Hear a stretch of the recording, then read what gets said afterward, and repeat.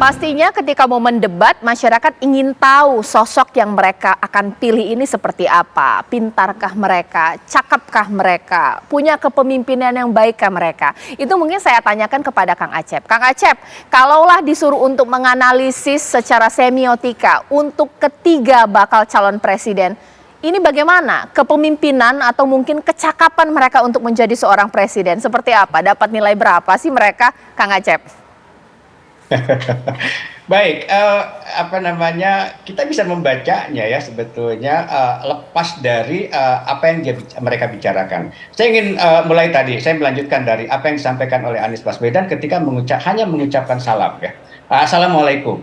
Artinya, yang lain kan ada salam-salam yang lain. Apa artinya? Artinya Anies menurut saya berani mengambil resiko ya. Dia menunjukkan sikapnya di depan orang yang disebut sebagai keberagaman. Ini kan rentan menurut saya akan dimainkan oleh publik pendukung yang lain ya, bahwa Anies bla bla bla yang selama ini diimage-kan. Tapi Anies mengambil itu ya.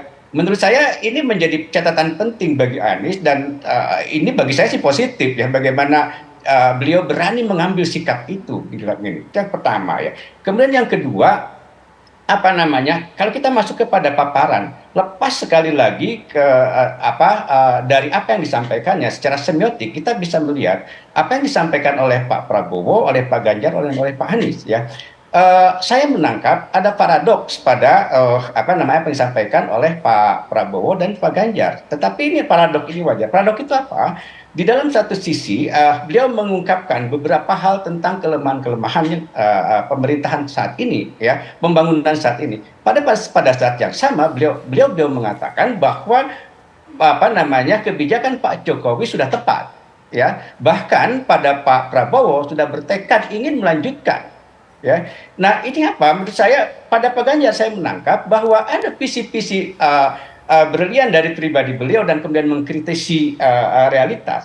Tetapi ada suara kolektif, ada suara organisasi dan lain-lain, pesanan dan lain-lain dari partai dan lain-lain mungkin yang menyandranya sehingga kemudian harus kembali bahwa program Pak Jokowi sudah tepat. Ya, dari sini kita bisa melihat Pak Prabowo dan Pak Ganjar pasti akan melanjutkan ya. Pada Pak Prabowo kita melihat bahkan tanpa alasan kritis saya bertekad untuk melanjutkan. Nah kan begitu ya. Ini menjadi bahan penilaian buat tentu saja rakyat. Kemudian pada Pak Anies karena memang posisinya beliau memposisikan diri sebagai oposisi, perubah dan lain-lain. Menurut saya beliau sudah melakukan satu analogi yang tepat ya. Menurut saya pidatonya sangat efektif dengan membuka analog kota-kota disorot pada malam hari ya. Artinya memang pembangunan ini nggak merata, hanya Jawa saja yang terang, yang lain ini kan kritik luar biasa menurut saya dan selesai sebetulnya dengan itu ya. Dan kemudian kalau kita lihat di akhirnya bahwa dia ingin menerangkan seluruh kota itu dengan cahaya listrik itu apapun kontennya dengan kalimat simbolik itu menurut saya sudah selesai sebetulnya apa yang disampaikan oleh Pak Anies. Dan yang menarik sebetulnya ungkapan dia ketika ditanya tentang IKN ya. Jadi saya kira Pak Anies juga secara semiotik itu menggunakan bahasa simbolik ya. Dia mengatakan bahwa kalau program-program ya, baik. Oke, Mbak Caca, ya, Kang Ujang boleh ditanggapi dong, sekiranya publik bisa terpuaskan tidak sih? Karena selain jawaban juga ada saling sindir ya, mulai dari macetnya DKI Jakarta itu nyindir siapa, atau juga sindir soal gubernur ini, bohong, kata Pak Ganjar ini seperti apa? Ya tentu selain dari tadi yang mencurahkan ide dan gagasan yang dikembangkan oleh mereka bertiga, tentu ya kritik-kritik menjadi sebuah keharusan. Karena begini, apapun ya figur, individu, kelompok, termasuk kita dalam konteks memimpin bangsa, kritik harus masuk di situ. Sindiran pun harus, tetapi tadi dalam konteks yang membangun. Sama kita ini punya tugas ya Mbak Caca, jurnalis, saya gitu ya, semua. Bahwa tugas kita adalah mengkritisi siapapun. Ketika misalkan ya ketika jadi gubernur tidak bagus ya kritik. Ketika jadi presiden tidak bagus ya dikritik. Itu namanya berdemokrasi yang sehat. Nah dalam konteks itu saya melihat ya tentu ada plus minus. Tidak mungkin ya pemimpin kita itu semuanya baik yang gubernur sekarang maupun menteri, presiden itu mulus dan bagus semua. Tidak, karena bukan malaikat. Pasti ada celah-celah, ada bolong-bolong, ada kekurangan yang harus ditambal. Nah disitulah pintu kritik itu masuk gitu loh. Pintu sindiran dari tadi ya Ganjar itu ya masuk dari siapapun termasuk dari rakyat Indonesia. Kenapa? Karena pada prinsipnya semua pemimpin kita termasuk manusia ya punya celah, punya kekurangan yang memang di situ ada ruang kita untuk memperbaiki gitu. Nah memperbaikinya itu dengan sindiran, dengan kritikan, tetapi yang membangun. Begitu, Oke, Mas Kiri boleh dong ditanggapi dalam momen pertemuan kemarin dan pidato kemarin ini ketiga bakal calon presiden asyik mengkritik lawannya ataukah ingin menonjolkan apa yang ia miliki? Saya nanti akan ketika menjadi presiden akan punya kepemimpinan seperti apa? Saya punya kecakapan seperti apa? Gagasan seperti apa? Bagaimana Mas Kirdi? Oke, kalau kita lihat sebetulnya ada 3 bagian penting yang dilakukan oleh masing-masing baca pres nih yang ketika pertemuan kemarin itu. Yang pertama adalah mereka menggunakan strateginya sendiri-sendiri, kekuatan masing-masing untuk jualan. Misalnya Ganjar ketika dia melakukan public speakingnya, ngomong di depan publik, yang dia pakai tahu nggak apa? Pendekatan personal. Jadi seolah-olah terjadi dialog misalnya, monolog nih. Misalnya saya datang ke desa ini gitu ya tentang kasus yang wadas gitu segala macam. Nah ini bilang A, ini saya bilang B, ini bilang. Jadi kayak masuk ke personal orangnya sehingga yang nonton itu ngerasa pribadi. Itu satu. Ya itu caranya Ganjar. Istilahnya personalisasi.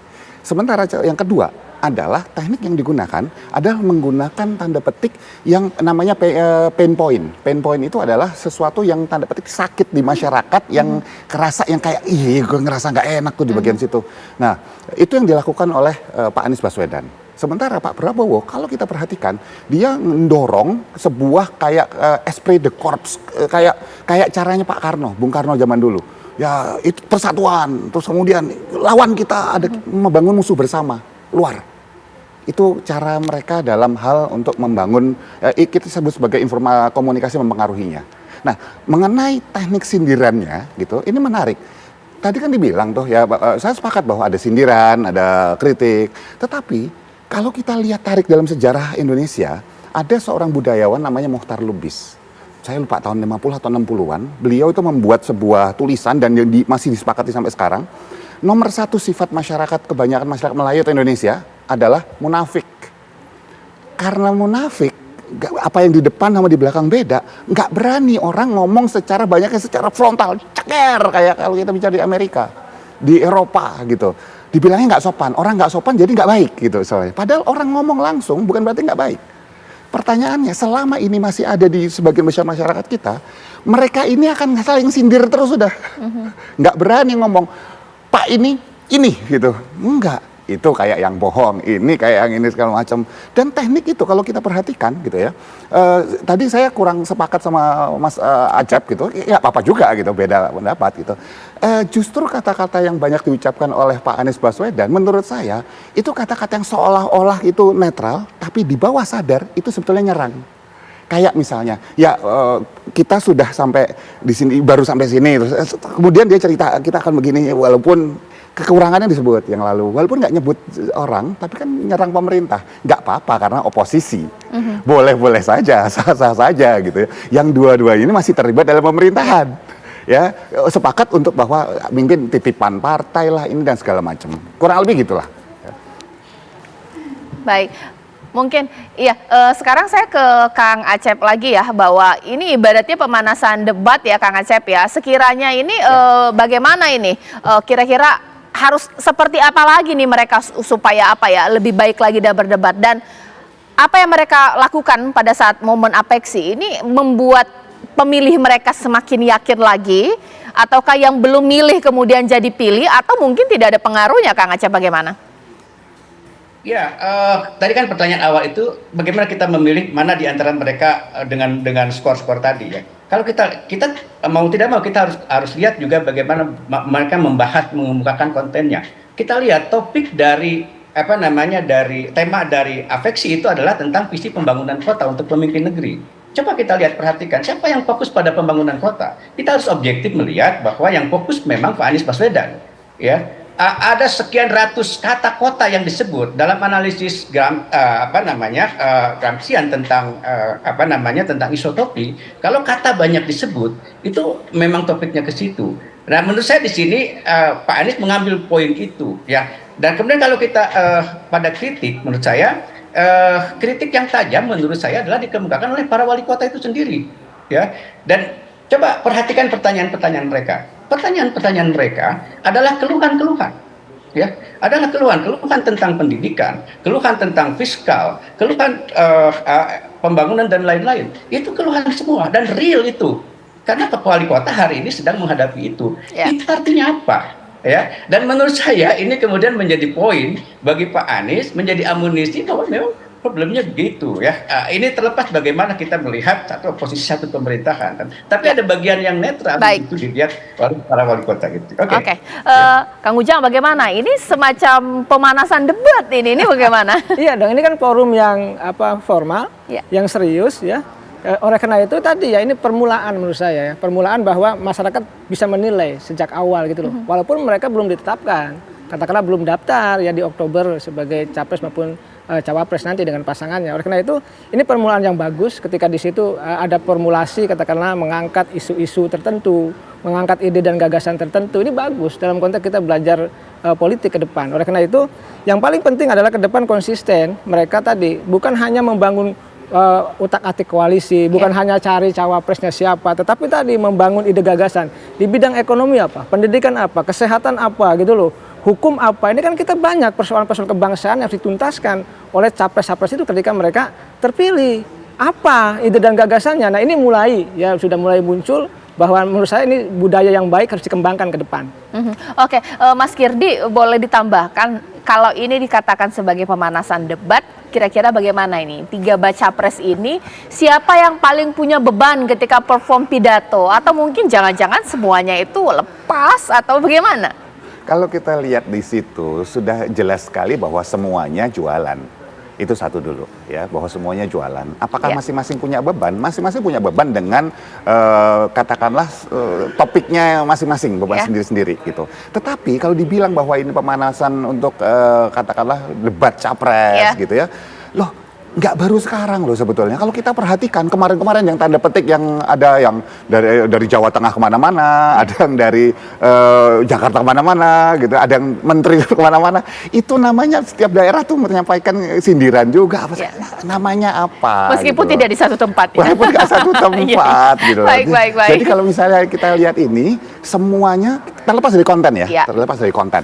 Konten mereka oke lah, bagus-bagus segala macam dan masalah yang tajam-tajamnya itu masing-masing punya kekuatan sendiri.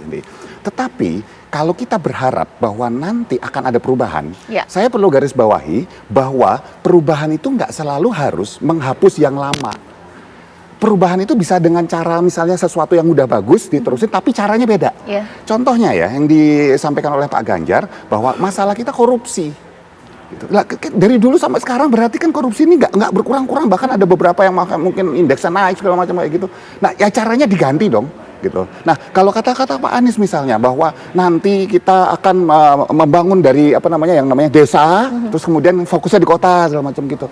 Nah caranya gimana tanpa menghapus yang desa misalnya, kan gitu. Kemudian Pak Prabowo masalah geopolitik.